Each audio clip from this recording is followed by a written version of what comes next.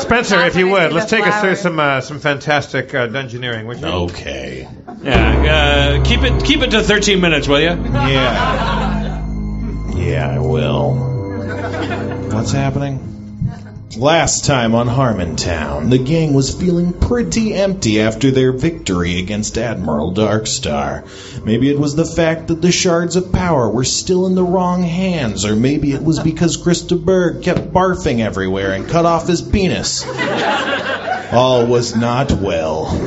They encountered their friend Morris Goldbright, who made a cameo appearance, noticing Krista Berg's strange behavior and a stranger stone that Chris had dropped from his hand.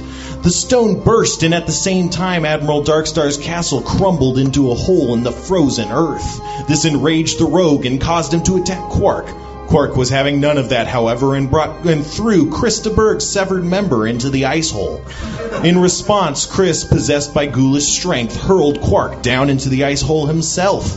Sharpie leapt into action and teleported to Quark, carrying them down safely with his feather fall. But down where and down why? We'll find out. Down why?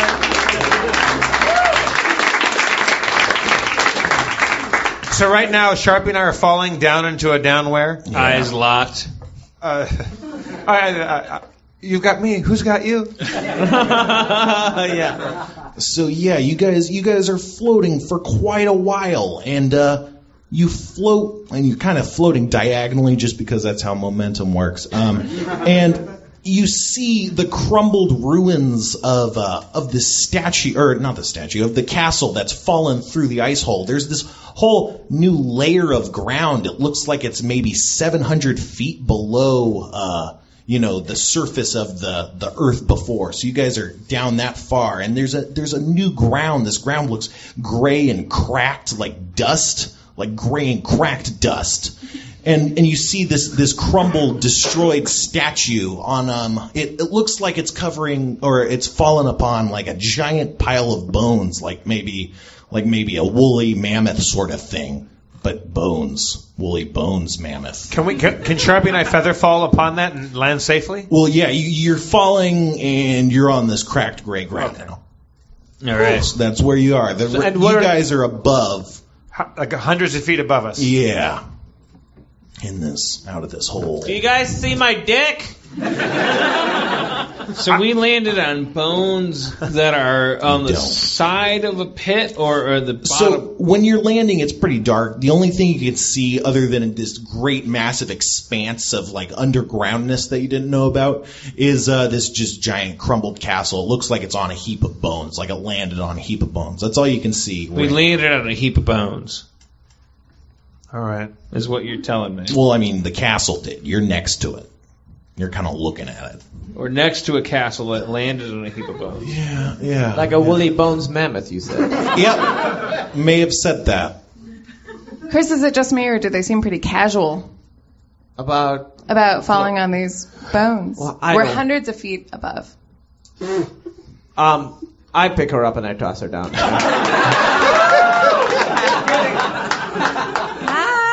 Yeah, that happens. Do I fall like a feather? I mean, no. I'm sorry. Ah, crap. That's gonna hurt. Oh, boy. All right. Wait. Oh, you guys down there, aren't you? Levitate. I have a spell called levitate. Oh. Can I cast that on a person? Well, I'm gonna not look it up right this second and say yes. Can I target her if I hear her screaming? That's what I'm not looking up. Yes. As Mulrain plummets to what is almost certainly her doom, she gets within maybe 40 feet of the ground before being slowed and propelled by this levitating force that gently drifts you down to the earth. You kind of stop like a foot or so above it. Going down. I'm sorry. First floor, awesomeness. Thank you so much. Well, now it happens. If I jump down, will you guys levitate me too? Listen, I know I've done a lot of bad shit recently. But I think Like throwing the previous person down. but I'm feeling better. Yeah, I don't know how many times I have levitate charged. I can shoot an arrow at you. I don't know if that's gonna help. No, I don't think it will. It could break your fall, maybe. The arrow? If he shoots it up, it'll like... It'll slow me down while killing me. Yeah. I could craft something. Well, that's true. I would like to cast some form of light spell. Okay. You know the one I'm talking about. Light, maybe? I cast it on my thumb. Casting light upon your thumb. You hold it aloft to get a better view. And what you can see is a skinny figure approaching you. He looks real skinny. Uh-oh. He looks like a skeleton kind of guy. He's approaching. His hands are like this, and you can see they're glowing orange, like Hey. this. Hey, orange hands. Up in the air. Identify yourself. He hisses in a language you don't really understand. It's not common. Is it parcel tongue? You don't know parcel tongue, so you wouldn't be able to tell. Is he a skeleton? Yeah, he's a skeleton. Hissing. Any of you Hissing in guys a got language. relationships with skeletons? I mean, sometimes elves look like skeletons. Is he That's being true. And I hostile? speak Elvish. He's no, his hands don't look too hostile. I mean, they're glowing, I guess. Like That's- glowing orange. Yeah. I walk up to him and introduce myself. I said, "How do you do, sir? My name is Quark. I'm a barbarian, and we could use your help right now. We're in the middle of a real predicament." He's like, he stares at you with his cold, blue, icy gaze, and he says, what is your name? What is your name? Quark. Quark. Well met, sir. You've come down here, which means you're in a desperate place. You got that right, Jack. Yeah. What are your compatriots' names? Doesn't really matter. Ask him what his name is. Huh? You're 700 feet away right now. Ask him what his name is. What? I can't hear you. You're 700 feet away. I feel bad. Okay, I'm sorry. What's your name and flames? We're Mulrain and Sharpie. That's good to know. What's your name, Jackson? I am Lenev, the rebel. I come from Tormod Tor, the city of unshackled dead. Oh, shit. Lenev. How come your hands are glowing? Oh, they just, yeah. That's just who I am. Are the shackles death? The shackles aren't death. Death is the mortal coil. The necromancers, you see, they shackle our souls to our bones and force us into labor. But if we can throw off those shackles, we gain something better than immortality. Unmortality. What? Unmortality. You see, I'm not bound to any necromancer or dark forces. I simply exist until I stop. Are you bound to any gender identity? Are you bound to logic? I can't understand what the fuck you're saying. I'm so drunk. I'm sorry about that. I wish I could have prevented that or done something to help. No, I'm not going to do that. He's undead and he's enslaved. What is he saying? What is he? He's saying he's unmortal. You're 700 feet away. I puke acid into the hole in his general direction. You hear drops as vomit rains down from above and splashes into the dusty ground. I'm sorry about my friend. What's your name? Lanev, the Lanev? rebel. Lanev. Lanev. The rebel. Lanev the rebel. Yes. I don't get it. Oh, well, it just, a lot of people who have been characterized as rebels aren't named Lanev. That's what's so rebellious. Yeah. Were you raised a boy or a girl? A corpse. That's as neutral as it gets, baby. Bonjour, Lenev.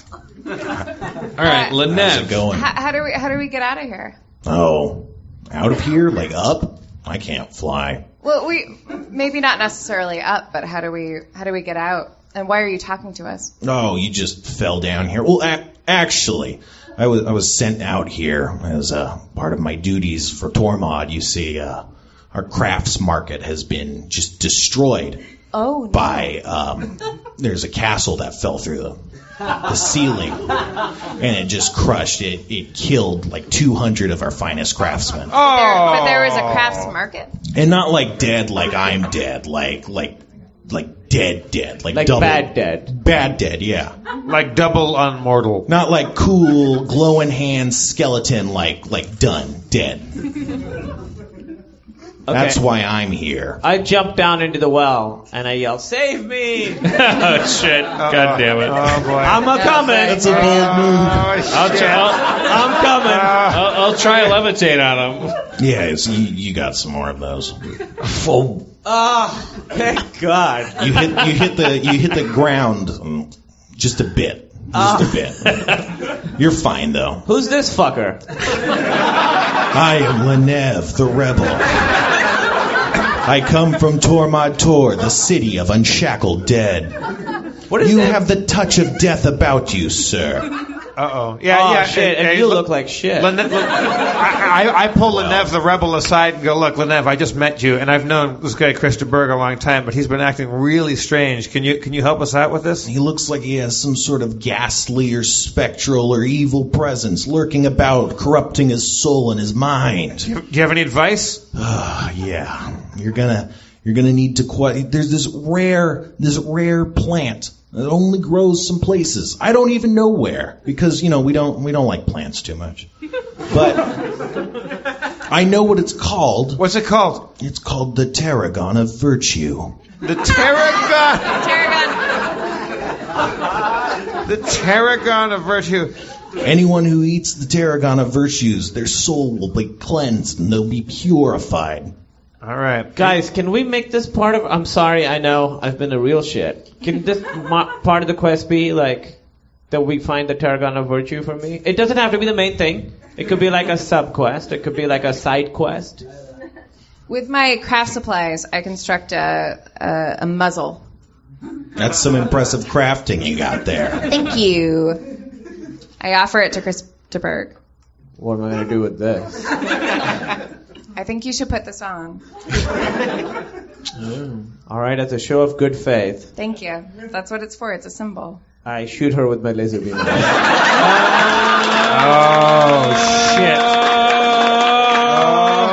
shit. It hits. Oh! You deal 6 laser damage. Holy smokes. All right. It's not feeling good. Whose turn is it? It's whoever's turn. Whoever wants to do a thing. I take my speedy longbow. I'm so sorry. I don't deserve to die. I don't think you're sorry. I am. My soul is corrupted. I have the touch of death about me. You heard Lenev the rebel. Let's find the Tarragon of Virtue, for pity's sake. Lenev the rebel, is there an exit we can get out? I can take you to a bone sage. Maybe they can help you. Bone sage. What? So one of our people is attacking our other people. I don't care about that. I take my speedy longbow and I fire 2 arrows at Chris de Burgh. Oh, shit. At his legs. This isn't constructive. It might not be, but you take 7 damage. Okay. That's in the legs. I use my armlet of spring Okay. thing. I ensnare Chris de Burgh. Yeah, that happens. I get it, guys. We gotta cool this shit out, I'm man. so sorry. I don't know what is going on. I mean, Do you see yourself pushing people down holes and things? only you after I present do when it. As soon as I do it, I'm like, oh, this is happening. I look for an exit behind Lenev where he came toward us. Even with your dark/low light vision, you can't see anything. It's all blackness. He's like, I could take you to Tormod Tor. That's all I got. Is that what the bone sage is? Yeah. Maybe we should go to Torment. Let's go to the bone stage. Could you guys stop fighting for a little while? We go to the bone I stage. am so sorry. It's okay. No, he can't be trusted. Well, I take the muzzle and I peel it down, and it entraps his arms as well. Because I did that before. No. It's a thing I did. He's also entangled. He's all wrapped up. You're no threat right now, Kumail. He's entangled by me. Who is Kumail? Oh, nice. All right, I'm sorry. Just guys carry me, or I'll carry you. I take Krista Berg and I say, look, we're going to carry you to the bone sage of Torma the Toboggan. Tormator. How are we going to carry him? Huh? How are we going to carry him? I'll carry him. I'm a barbarian. Are we going to tie him up? Did you have him He's ensnared? wearing a muzzle. Well, I ensnared him with. I carry him like at the end of Officer and a Gentleman, and I carry him out. Yes. Well, and I gave him a rope muzzle that covers his face and his hands. He can't bite. And I look at Krista Berg and I said, look, I'm going to carry you to the bone sage. No funny business. no. No funny business? No. No, there will be no funny business? Or no, there will be funny business? You heard me.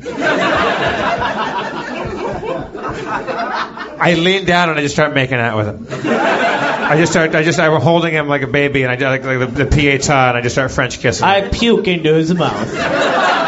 I puke back on his mouth. I achieve erection. I am in awe of his erection. Then I puke on it. And I go, can we fucking get to the bone stage, or are we going to keep puking on each other the whole way? Yep, no, I'm good. So. All right. Oh, he doesn't have a dick. I have no dick. Oh!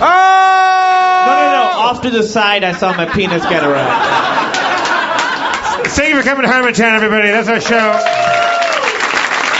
Holy moly.